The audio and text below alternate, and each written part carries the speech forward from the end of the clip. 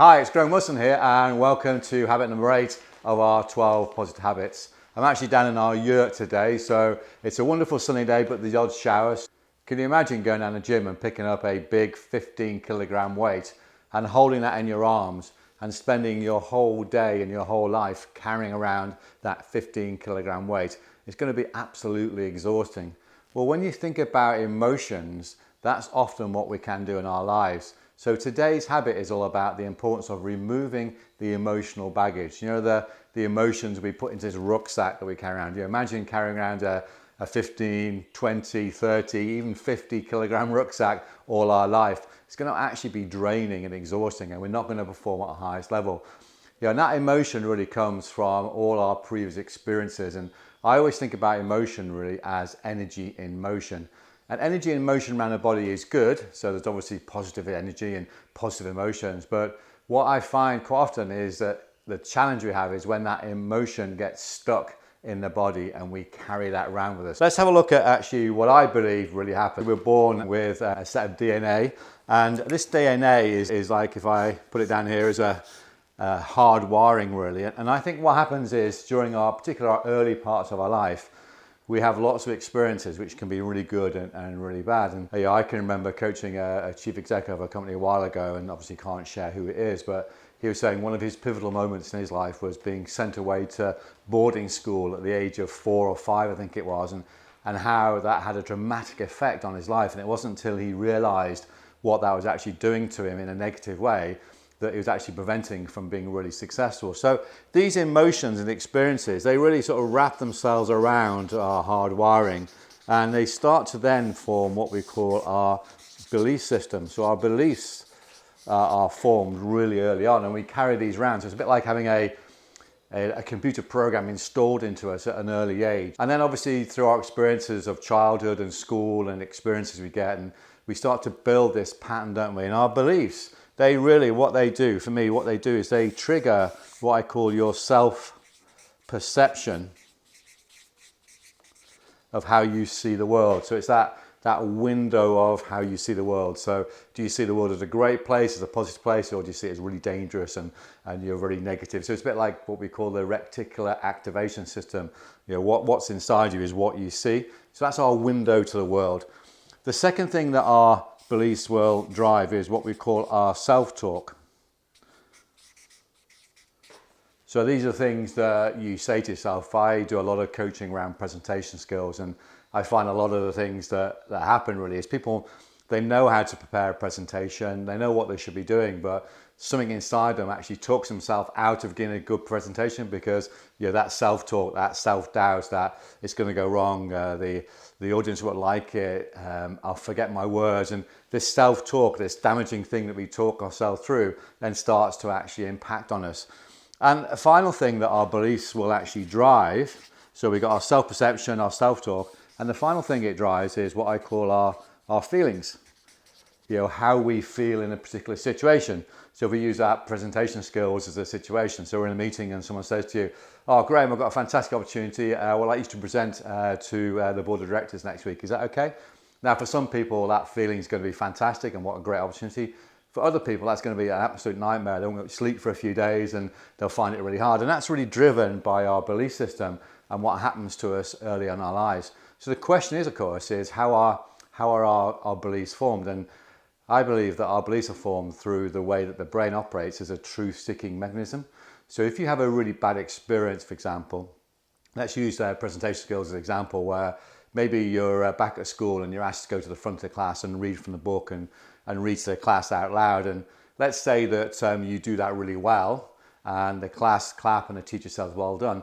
That for you at that age is a really positive experience. So what happens from that moment on, every time you stand up in front of a group of people, your brain is actively seeking for reinforcement that that truth is a fact. And eventually, of course, they get enough evidence because you're looking for it. And that forms a belief system that says that standing up in a group of people is a good thing to do. Let's say that you have the other experience where you stand up and you get it wrong for whatever reason, and there's a few chuckles in the class and the teacher says you must work harder at that, and it's a real negative experience for you and you feel really bad about it. Then what happens from that moment on is your brain's going to start looking for, that collective sort of the mirror neurons that we talked about on previous videos. They start to look for proof, and over a period of time, of course, because you're looking for it, you then start to form a belief that says that presentations are a bad thing, standing up in front of a group of people is a bad thing. And I see it all the time where people are fantastic in meetings, sat down. The minute they stand up, they can't talk. It's almost like their brain is switched off. And this is caused by our belief system triggering our perception, our self-talk, and our feelings. So all of this is going to drive our physiology.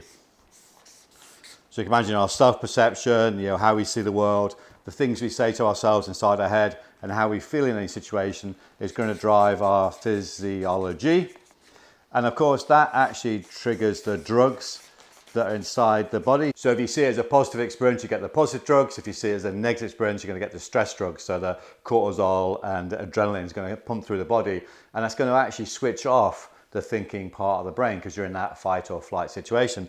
So what happens at this point here, you get the drugs, and if it's a positive experience, the brain switched on. Negative experience, the brain switched off. So that's going to actually drive your behavior. And the behavior, of course, is really about the action that you take.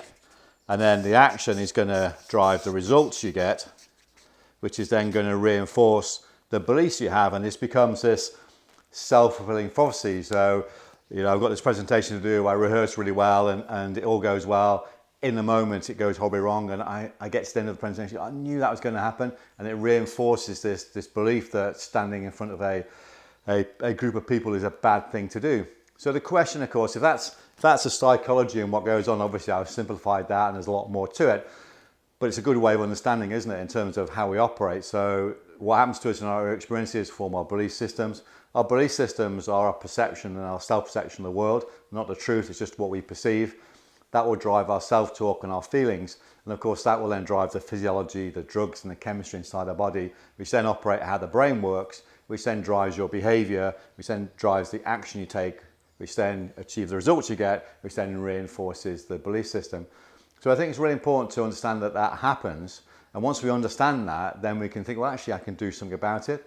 So there's lots of different techniques where you can actually go and actually start to reprogram your belief systems. So tapping, EFT, all those sort of type NLP type techniques are really useful for you to actually go and explore. I've got Tom on this video to explore all those techniques, but go out there and have a look at them. There's loads out there and lots of people who can help you with those. We'll actually start to change some of your belief systems. One of the things you can do, of course, a very simple one, is to actually control your physiology. And this is what athletes will do, won't they? Is they will control their physiology through their breathing.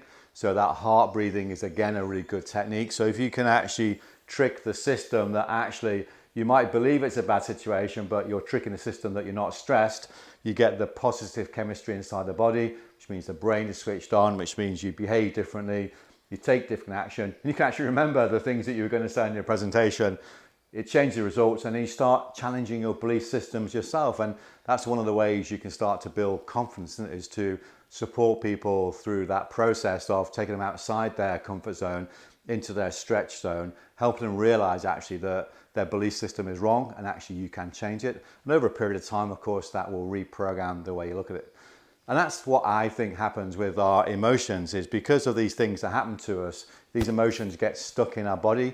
A lot of people have a lot of ailments and issues and challenges and pains in the body because it's not a physical thing that's in the body, it's actually an emotion that's trapped, and we have to get rid of it. So there's lots of ways of doing that, of course, through exercise, through dance, through running, through getting out in nature, to massage, to acupuncture, just getting the body moving again. There's loads of different techniques you can actually really help you with, a lot of the breathing techniques as well. There's all sorts of things you can do to start to move that emotion. And I see it a lot when people are stressed. You'll see, if you're videoing them, you'll see where that emotion's locked in their body. I've seen people doing presentations where they're holding on to different parts of their body.